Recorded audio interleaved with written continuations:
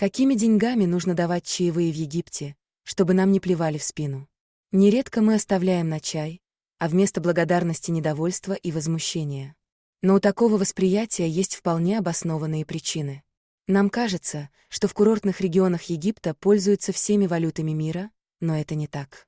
Помимо египетского фунта, единственные настоящие деньги для местных только доллары.